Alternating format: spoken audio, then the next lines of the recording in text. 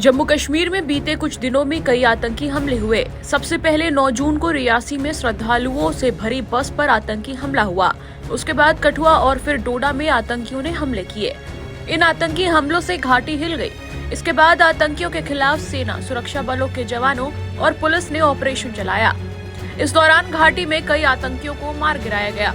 जम्मू कश्मीर में जारी इस ऑपरेशन के बाद अब आतंकियों के खिलाफ बड़े एक्शन लिए जा रहे हैं। बीते दिनों आतंकियों के मददगारों को भी पुलिस ने गिरफ्तार किया। इस बीच पुलिस ने आतंकियों के इन मददगारों को लेकर बड़ा ऐलान कर दिया है। जम्मू कश्मीर के पुलिस महानिदेशक आर स्वैन ने रविवार को कहा कि आतंकवादियों का समर्थन करने वाले स्थानीय लोगों के खिलाफ दुश्मन एजेंट अधिनियम के तहत कार्रवाई की जाएगी।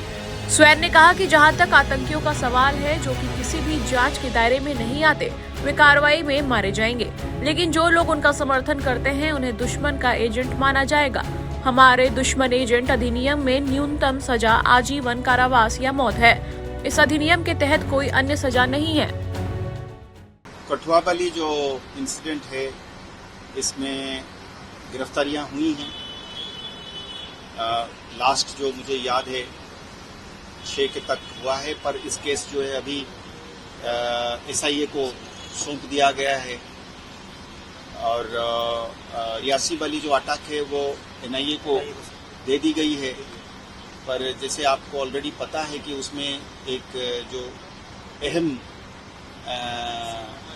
उसमें जो कॉन्स्पिरेटर था वो अरेस्ट है, और उसकी इंसाफ पर, उसकी डिस्क्लोजर्स पर, उसकी इंटरोगेशन के बाद जो बाकी फॉलोअप एक्शन है वो कुछ हद तक अभी एक कॉन्फिडेंशियलिटी के दायरे में है।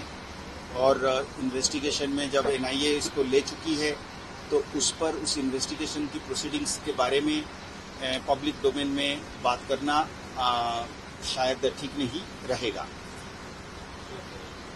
अगर आप ये सवाल करते हैं कि इन्वेस्टिगेशन में एक SIA को जा चुका है, एक NIA को जा चुका है, और हम एक्टिवली कंसिडर कर रहे हैं कि इस तरीके की जो टेरर अटैक्स हैं तो वो ज़्यादातर प्रोफेशनल एजेंसीज को जाए, ताकि वो सस्टेन्ड तरीके से इसको आगे इन्वेस्टिगेशन करें। इनकी कॉन्स्पिरेसी, इनकी जो लोग इसमें मुलव्वस हैं, जिन लोगों ने फैसिलिटेट करा है, जिन लोगों ने इसको एड और अबेट करा है, उसके सिलसिले में इन्वेस्टिगेशन में जो लोग आएंगे उसको करने के लिए एक प्रोफेशनल तरीके से एजेंसीज को दी गई। जी, डोडा, छतरगला, डोडा में देखिए ऐसा है कि वो they are not attacks in the sense that they are attacks on the civilians. You see, they are part of the seek and destroy search actions. So, I think the right way of उसको सही तरीके से अगर मैं बयान करूं तो मैं ये कहना चाहूंगा कि पिछले 1-1.5 महीने में ये बात जरूर है कि फॉरेन टेररिस्ट्स, हम तो ये सोच रहे हैं अभी कि अभी मैं आने से जस्ट पहले मैंने अपने पुलिस के एक आला लॉ ऑफिसर से बात कर रहा था कि क्या हम इसमें एनिमी एजेंट एक्ट या ऑर्डिनेंस को लागू कर सकते हैं। यानी कि हमारे जम्मू कश्मीर में शायद वो कहीं नहीं है, जम्मू कश्मीर में हमारा एक स्पेशल लॉ है, एनिमी एजेंट एक्ट या ऑर्डिनेंस।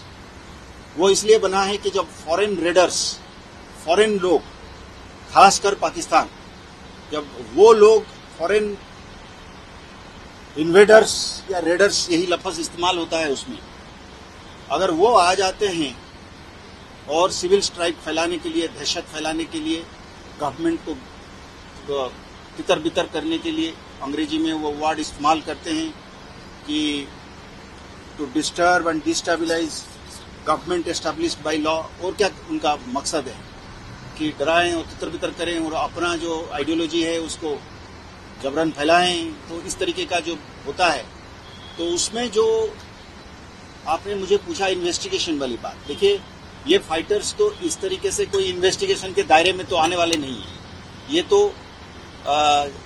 विजय साहब जैसे कहते काइनेटिक एक्शन में इनको गोली मार के इनको ढेर करना। जम्मू कश्मीर पुलिस के अधिकारी का ये बयान पिछले 2 हफ्तों में जम्मू कश्मीर में हुई आतंकी घटनाओं के मद्देनजर आया है।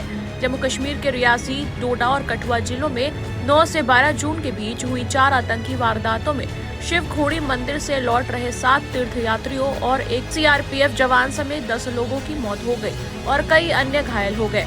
कठुआ में हुए एक मुठभेड़ में 2 पाकिस्तानी आतंकवादी मारे गए। इन हमलों के बाद से ही सेना और पुलिस लगातार एक्शन में है और आगे भी सेना आतंकियों के खिलाफ एक्शन मोड में रहने वाली है। टाइम्स नाउ भारत डिजिटल की रिपोर्ट।